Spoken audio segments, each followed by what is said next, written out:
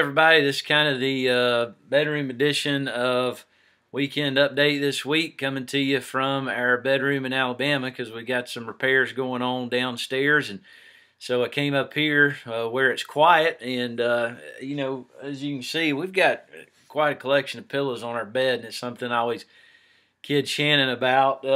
So she's kind of got this code that it just lets you know a little bit of honest stuff about our family. That whenever I know that I've done something bad that day, that if I come to bed, all the pillows are on my side of the bed. And so anyway, that's just one of our things. Let you know a little bit into our world. So anyway, I know when I show up and I have to dig through the pillows to get in the bed that I've been in trouble. I need to apologize the next day. So anyway, a little bit about us. But one of the things that I've really enjoyed my first couple of months there at Liberty is getting to eat lunch with different people in our church and just hearing your stories. And it just never ceases to amaze me at these wonderful testimonies of what God has done in all of our families and all of our lives and marriages and backgrounds to bring about this marvelous story of the gospel that we're all experiencing. And, I think God's brought us, one of these days we need to put all this on film, because I think God's brought us through some amazing things in our church that a lot of people haven't heard of. And it may be a blessing to just for everybody to see and hear that you may have more in common with the people that you're sitting around each Sunday than you think. Apparently, one of the things that's common in the life of Liberty is there's a lot of drug abuse that is in the past of our church. I've heard everything from some people making some money to get through college by selling nitrous oxide balloons at rock shows. And probably one of the funniest stories that I've heard is of someone's grandmother smoking pot at the family reunions.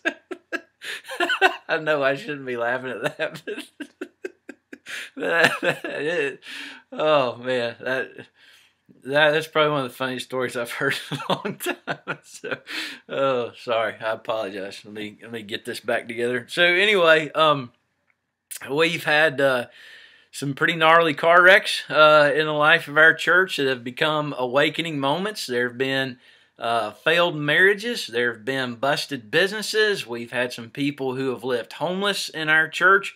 And there's been several stories of teenage pregnancy. Just lots and lots of things that we have all gone through in our past, and have found that in each of those incidents that Jesus is marvelous and the gospel is powerful in each of these things. These stories of family dysfunction amongst us here at Liberty, they do have that testimony that God hasn't chosen the best of the world to bring about His gospel. God has worked in the messes that are a part of our everyday lives.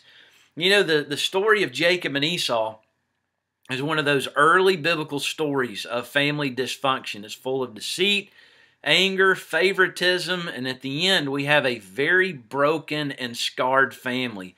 And yet this is the context in which God chooses to work. And many of us think that salvation is for the nearly perfect or the almost dedicated people, and the only people that come to Jesus are those who are just almost there and we need a little bit of help. That there could be nothing further from the truth. The gospel is for those who are ruined and willing to admit it. That's the big thing, is we're all ruined, but we're not willing to admit it. And it's when we're willing to admit it and come to Christ, that's when we find that incredible power of what the gospel does in our lives. And so this Sunday, we're going to continue with the Dirt series, and the title of this week's sermon is called Choosing Jacob, how God does not choose the nearly perfect. God chooses a man who is thoroughly ruined to work His marvelous plan of the gospel in. So come this Sunday, 8:45 and 11, and hear this sermon, Choosing Jacob.